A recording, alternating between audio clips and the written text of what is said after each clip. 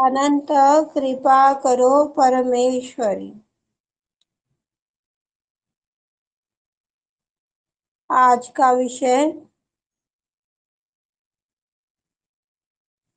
कुंडलनी और कल की शक्ति का क्या संबंध है। कल की शक्ति कहाँ पर जन्म लेने वाली है,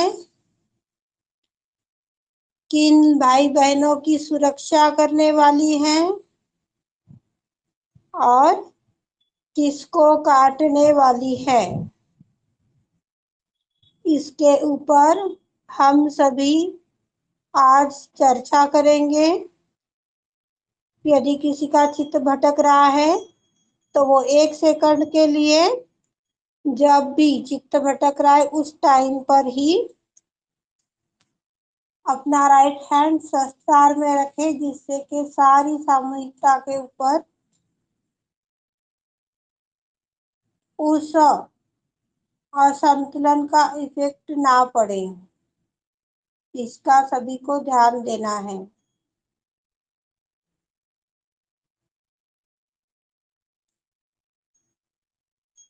कुंडलनी और कल्कि के बीच का संबंध जो है पूर्ण रूप से निष्कलंक, यानी जिसके ऊपर किसी भी प्रकार का कोई भी कलंक नहीं है, किसी प्रकार का दाग नहीं है, जो शुभ्रता से भरा हुआ है, ऐसा कल की शक्ति जो है यह अपनी आज्ञा चक्र पर जन्म लेने वाली है। ये बहुत ही दिलचस्प बातें हैं जिसे हमें अपनी व्यवहार में लाना है, समझना है और आगे बढ़ना है। कल की शक्ति जो है इसका वाहन हॉर्स है। ये हॉर्स के ऊपर बैठ के आने वाली है। हॉर्स का रंग भी वाइट ही है, शुभ्रता से भरा हुआ सफेद घोड़ा। संबलपुर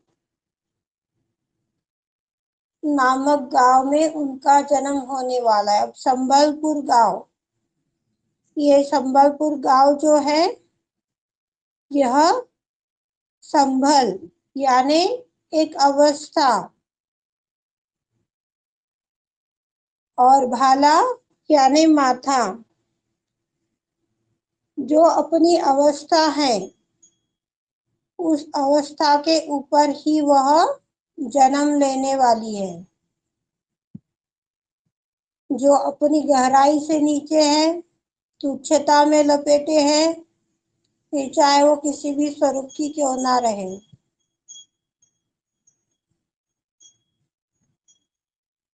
उन लोगों का सफाया हो जाएगा। अभी हम दिनचर्या में यदि देखें तो हमें आसपास में दिखाई पड़ता है कि लोग कितने बुद्धिजीवी हो गए हैं। यदि हम लोग न्यूज़ सुनते हैं तो न्यूज़ में भी हमें किस टाइप से बादल फट गए और गांव के गांव जलाशय हो गए, कितने लोग मर गए, ये हमें देखने को मिलता है।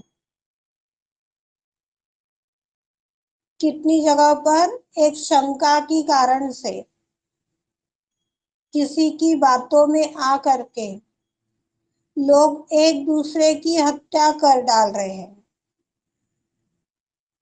ये बुद्धिजीवी के कार्य है। जितने भी राक्षस पूर्व काल में आदिशक्ति ने अनेक अलग अलग अवतार लेकर के उनका मर्दन किया था, उनका संहार किया था।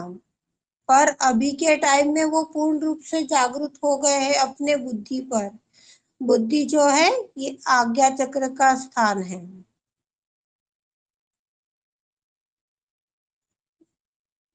विवेक, ये भी आज्ञा चक्र का स्थान है। बुद्धि तो मिल जाएगी पर विवेक ही नहीं रहेगा तो क्या काम होगा? कौन सही बोल रहा है, कौन गलत बोल रहा है, किसका सुनना है, किसका नहीं सुनना है, क्या पता। आप लोगों को भी कई बार बताया है कि इतना विश्वास मत कीजिए मेरे ऊपर भी। क्या पता कौन सा सिचुएशन मैं संतुलन में हूँ या नहीं हूँ, किसे पता है? मुझे भी नहीं पता होता है। आपको परफेक्ट ही बोलूंगी, ये आप कैसे मान सकते हो? पहला सम्मान हमारी आदि शक्ति का है, ये आप लोगों को बार बार समझाया जा रहा है। यदि हम आदि शक्ति का सम्मान कर रहे हैं, आदि शक्ति की अनुमति से आगे बढ़ रहे हैं, अचूक अटूट रास्ता हमें वो दिखाएगी, जिससे श्री गणेश भी खुश होंगे। ये बात हमने अभी रक्षाबंधन का जो सीजन हो गया उस टाइम पर हमने ये बात आत्मसात की थी। कितनों को याद है पता नहीं मुझे। जब हम किसी के बातों में आते हैं, किसी को इतना ऊंचा दर्जा देते हैं, ये भी ठीक नहीं है। कल की शक्ति कौन है? महाविष्णु, महागणेश और जीसस क्राइस्ट की ही शक्ति है। अभी अनीता जी ने भजन गाया, एक आदि एक अंती, एक शासक एक पालक, एक स्वर्ग के द्वार पर खड़े हैं, एक नरक के द्वार पर खड़े हैं। स्वर्ग चाहिए तो गणेश को खुश करना पड़ेगा। वो खुश कैसे होंगे? आदि शक्ति का सम्मान यदि कर रहे तो वो खुश होंगे। पर आदि शक्ति के जगह पर हम किसी को स्थान दे रहे हैं तो वो खुश नहीं होने वाले, वो दुखी ही रहेंगे। साथ में माँ भी कुछ नहीं कर पाएगी। जब बात कोई हद से ज्यादा बढ़ जाती है तो हम भी देखते हैं कि नहीं, पिता का डार्क तो बच्चों के ऊपर होना ही चाहिए। अपन खुद भी बोलते हैं ये वर्ड। माँ की कहा बच्चे सुनते हैं। पिता का धाक रहेगा तो कोई बात बनेगी। इसी तरह जब बात हद से निकल जाएगी तो वो आदि शक्ति भी हमारी रक्षा नहीं कर पाएगी। हमारी रक्षा करने के लिए, हमें पुनरुत्थान दिलाने के लिए, हमें मोक्ष दिलाने के लिए हर जन्म में वो मेहनत उठा रही है। हमें सुधारने की हर नामुमकिन कोशिश वो कर रही है। पर हम ही है कि छोटी छोटी गलतियां करते हैं और दोष परमात्मा पर देते हैं। ऐसे कितने भाई बहन हैं कि जिनके जीवन में सुख आया, कुछ अच्छा काम हुआ और उसने परमात्मा को धन्यवाद दिया। बहुत कम होंगे, 8-10 होंगे मुश्किल से। तो इससे भी गणेश नाराज होते हैं, आदि शक्ति को भी कष्ट पहुंचता है। और ऐसे ही लोग कल्कि के हाथों काटे जाएंगे, क्योंकि महाविष्णु ये हमारे पिता है, महागणेश जो हमारे बड़े भाई हैं, पिता समान है, तो कहाँ बचेंगे? ये लास्ट जजमेंट है, अंतिम निर्णय है। बाल बहन में भी बताया गया है। सूरदास मुनि ने 1925 में की कुछ तभी ऐसा ही ईयर्स है, कम ज्यादा, उसमें भी सूरदास मुनि ने बता दिया था कि ऐसा समय आएगा, हर दूर त्राही त्राही मच जाएगी, सब कुछ नष्ट हो जाएगा।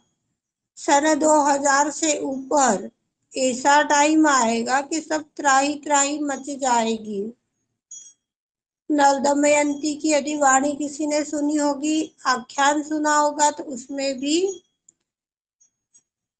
कली महाराज का और नल राजा का जो संभाषण हुआ है उस संभाषण में भी यह बताया गया है कि जब घोर कलयुग आएगा, श्री राम जी का जन्म हुआ था तब भी ये कहा गया था, जब घोर कलयुग आएगा हंस दाना चुनेगा और कौवा मोती खाएगा। यदि हम उस गहराई में बैठे हैं तो हंस की गति है, पर अभी भी बेवकूफियां कर रहे हैं, सहज में आकर, प्रकाश में आकर, तो कौवे की ही चाल है। सब समाप्त हो जाएगा। हर साल बढ़ती हुई आबादी की ओर हम सब देख रहे हैं। कितने जिले, कितने देश, कितने गांव जलाशय हो गए, कितने एक्सीडेंट हो रहे हैं, कितने लोग बीमारी से ग्रसित होते चले जा रहे हैं। ये लास्ट जजमेंट है और परमेश्वरी के इस लास्ट जजमेंट में हमें किसी से मोह माया नहीं करनी है कि उसका भला हो जाए, उसकी बीमारी ठीक हो जाए, उसने सुनना, कोई जरूरत नहीं है।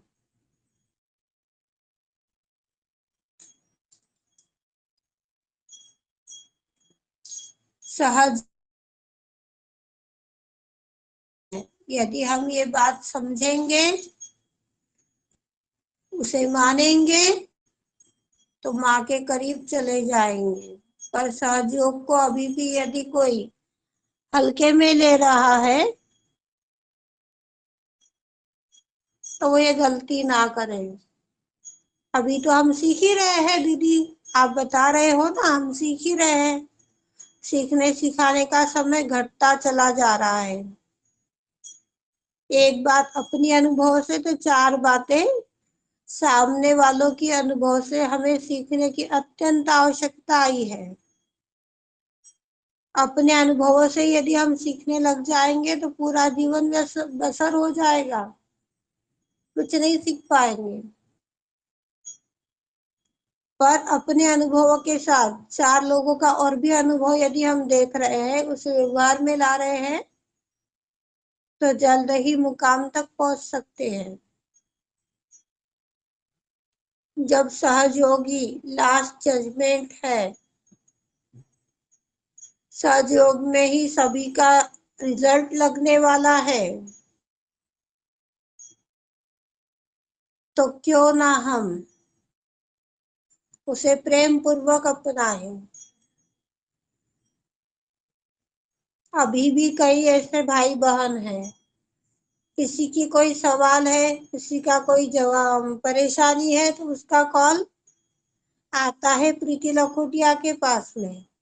उसको सभी का सब कुछ पता होता है, उसके मुताबिक वो कदम बढ़ाती है। फिर भी छोटी छोटी बातों को लेकर के कई बार मन में कुछ विषय बन जाता है। जब हम एक माँ के बच्चे हैं, जब हम उस के साथी है, तो कोई चीज को थोड़ा सा समय हमें जरूर देना चाहिए। होगा तभी तो कुछ परिवर्तन हुआ, कुछ कारण होगा तभी तो कोई बात बनी है। पर वही यहाँ विषय करो, वहां विषय करो, इसे बोलो, उसे बोलो, ये भी एक प्रकार की तुच्छता है।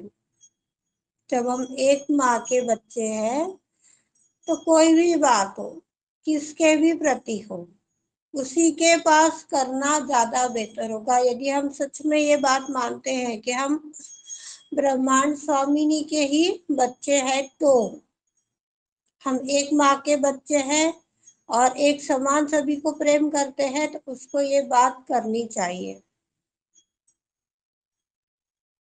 इसका दो फायदा है।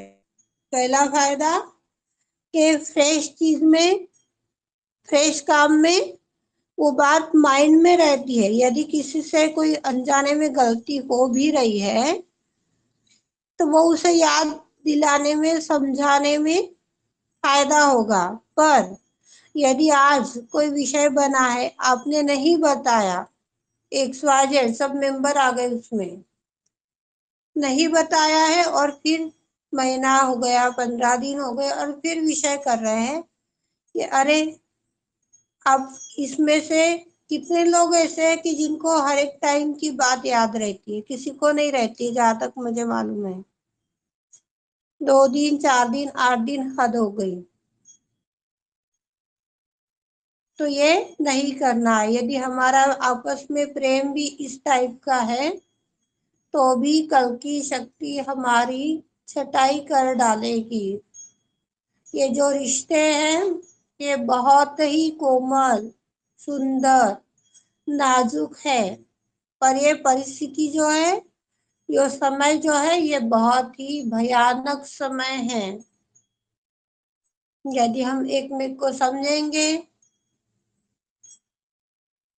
और आगे बढ़ेंगे तो उस परमेश्वरी को भी आनंद होगा। और जब आनंद में ही बने रहेंगे तो परमेश्वर की दरबार में स्थापित होने के लिए कितना टाइम लगेगा। कुंडली शक्ति जो है ये आनंद का ही प्रतीक है। हम सबको आनंद दिलाने, मोक्ष प्रदान करने के लिए तो उसने जन्म लिया है, हमें चुना है। जब आदि शक्ति ने महाकाली स्वरूप में जन्म लिया था उस टाइम पर उनकी माला टूटकर बिखर गई थी और वो मोती पृथ्वी के न जाने कितने कोनों में फैल गए। और जो मोती फैले हैं वो यही सहयोगी के रूप में अभी बना हुआ है। सहयोग जो है ये बहुत उच्च कोटि की चीज है, जिसका 100% कर्म है, 95% कर्म है, तो वो सहज में हर परिस्थिति से सामना कर जाएगा और टिक जाएगा। पर जिसका कर्म 75% है, मुश्किल आते ही वो परेशान होकर के सहयोग छोड़ देगा। जिसका कर्म, जिसका पुण्य 50% है, वो कुछ महीने या कुछ साल सहज में आएगा। और जिनका कर्म फल पुण्य 25% है, उनको रियलाइजेशन मिलेगा, पर वो सहज में आएंगे नहीं। तो हमें ये विचार नहीं करना है कि भाई वो सुनता नहीं है, वो करता नहीं है। आप उन्हें बोलो, बोलने वाला कितनी बार बोलेगा? ज्यादा से ज्यादा 3 बार। चौथे से हमें किसी को कोई बात बोलने की या समझाने की जरूरत नहीं है, काफी है। एक बार समझाकर समझ जाए तो वो होशियार है। दूसरी बार यदि उसको बोलने का काम पड़ रहा है तो वो मंदबुद्धि है। तीसरे से यदि बोलने का काम पड़ रहा है तो वो पूरा का पूरा बेवकूफ है। ऐसे लोगों के पल्ले ना पड़े। ऐसे लोगों में उलझोगे तो खुद के ही पैर खुद के हाथों से काट लोगे।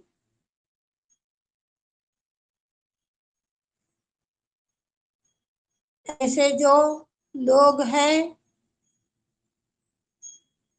वो अलग अलग टाइप से चित्त में आते हैं, तामसिक कृत्य करते हैं। तामसिक कृत्य यानी भूत प्रेत पिशाच से जुड़ा हुआ जो कार्य है वो करते हैं और उसको बढ़ा चढ़ाकर सभी को बताते हैं।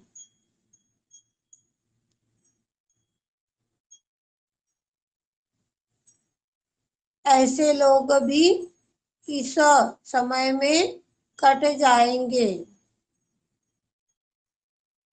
आत्मा का आनंद हमें सिर्फ सहज योग में ही प्राप्त होता है।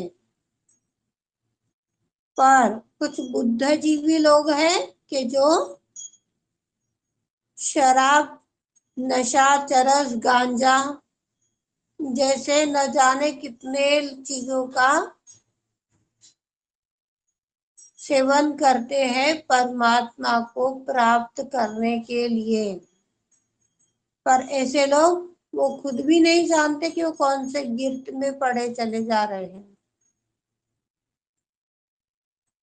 दुनिया बहुत ज्यादा महत्वाकांक्षी हुई है।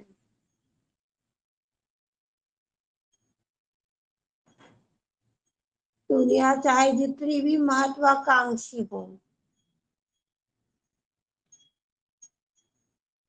जितने भी रिश्ते हैं, जिस स्वरूप के भी है, वो कलयुग में कोई किसी का भी साथ नहीं निभाएगा। ये अपने घर की वातावरण से हम भली भांति समझ सकते हैं।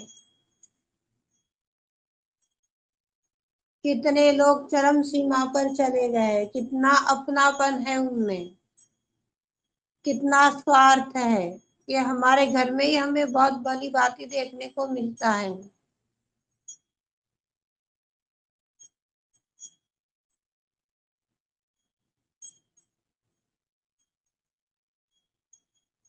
जो भी भाई बहन चरस, गांजा, शराब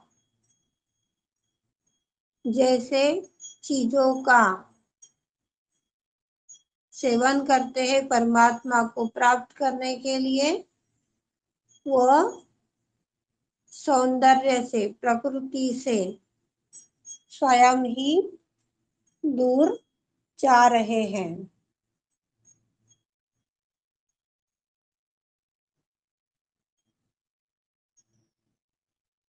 आज के लिए इतना ही।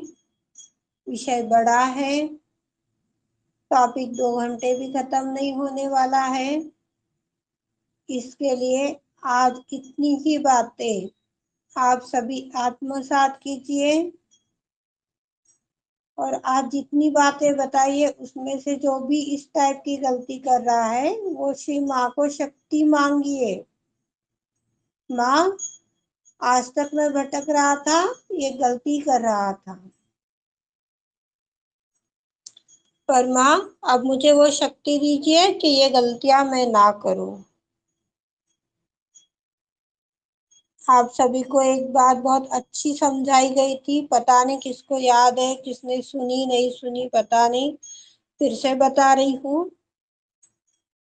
विश्व में आए थे अकेले, माँ की उदर से जन्म लेकर हम अकेले ही आए थे। और विश्व को जब अलविदा कर दोगे तो स्मशान तक सारी कायनात आ जाएगी।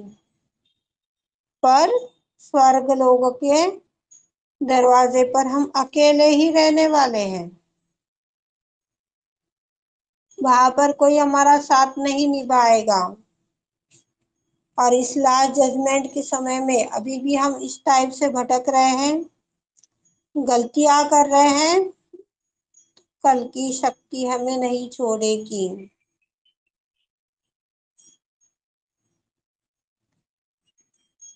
साक्षात श्री आदि शक्ति माता जी, श्री निर्मला देवे नमो नमः।